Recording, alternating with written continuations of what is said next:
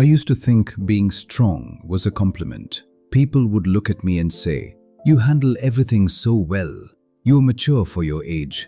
You never need anyone." And every time they said it, I smiled. But they didn't understand what that strength cost me, because I wasn't strong. I was trained to survive. I still remember being a kid and hearing tension before I could understand words. The sound of doors closing harder than normal. The silence at the dinner table. The feeling that something was wrong, and somehow it was my job to make it easier for everyone. So I learned very early to stay quiet, to not ask for too much, to read people's moods before I spoke. I became the easy child, not because I was okay, because I thought my emotions would make life harder for everyone else. And that changes a person. When nobody teaches you emotional safety, you grew up believing love must be earned through usefulness. So that's what I did. I became dependable, responsible, always available. I answered everyone's calls, solved everyone's problems, showed up for everybody. But secretly, I was exhausted. Not physically, emotionally. Because I spent my whole life being there for others while abandoning myself. And the scary part is, people praise you for it. They call you selfless, loyal, strong. But nobody notices you don't know how to rest without guilt. Nobody notices you apologize for things that aren't your fault. Nobody notices you panic when someone pulls away because rejection feels like danger to you. I remember one night sitting alone in my car after work, engine off, phone silent, just sitting there in the dark. And for the first time, I asked myself a question I had been avoiding my whole life. Why do I feel more peace alone in a parking lot than inside my own home? That question broke me because the answer was painful.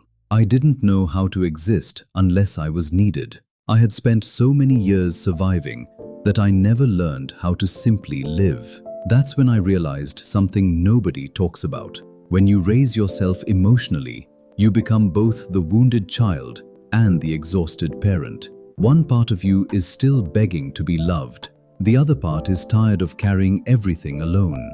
And eventually, those two versions of you crash into each other. That's what happened to me. I looked successful on the outside, but internally, I was constantly fighting myself.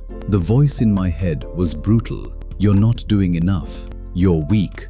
Don't let anyone down. Keep going. Don't complain. Then one day I realized something that changed my life. That voice wasn't even mine. It was built from years of criticism, pressure, emotional neglect, and survival. I had become the person who hurt me. That realization hurt deeply, but it also freed me. Because for the first time, I understood this. Healing wasn't about becoming someone new. It was about becoming safe for myself. That's the key.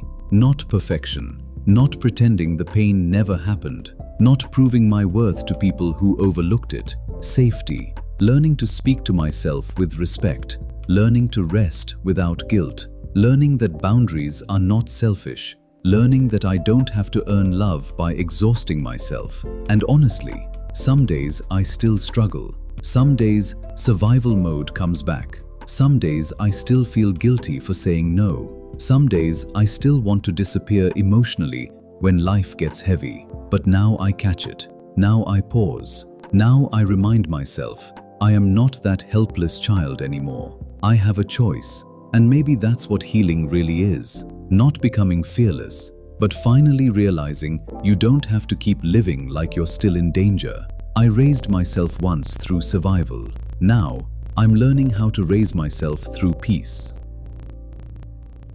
This video is a cinematic reinterpretation inspired by the themes, emotions, and reflective ideas associated with the book I Had to Raise Myself. It is not a direct reproduction of the original text, but an original transformative narration created for storytelling, reflection, and emotional commentary.